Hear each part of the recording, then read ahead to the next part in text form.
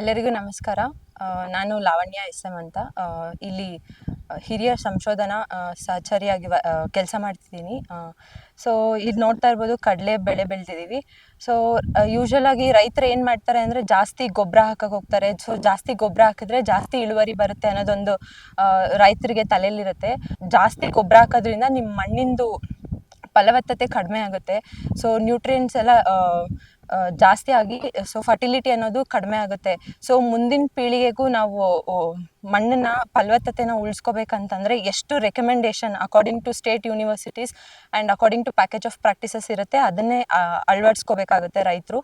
ಮತ್ತು ಇನ್ನೊಂದೇನೆಂದರೆ ನಮ್ಮ next sustainable ಅಗ್ರಿಕಲ್ಚರ್ಗೆ ಬೇಕಾಗಿರೋದು soil fertility and soil health. So ನಾನೇನು ಕೇಳ್ಕೊತೀನಿ ಅಂದರೆ ಯೂಸ್ ಆಫ್ ಬಯೋ ಫರ್ಟಿಲೈಸರ್ಸ್ ಅಂದರೆ ಜೈವಿಕ ಗೊಬ್ಬರಗಳನ್ನ ಯೂಸ್ ಮಾಡೋದನ್ನ ಹೆಚ್ಚು ಮಾಡ್ಕೋಬೇಕಂತ ರೈತರಲ್ಲಿ ಕೇಳ್ಕೊತೀನಿ. ಫಾರ್ ಎಕ್ಸಾಂಪಲ್ ಕಡಲೆಗೆ ರೈಸೋಬಿಯಂ ಅಂತ ಫಿಕ್ಸರ್ಸ್ ಬರುತ್ತೆ, ನೈಟ್ರೋಜನ್ ಫಿಕ್ಸರ್ಸ್.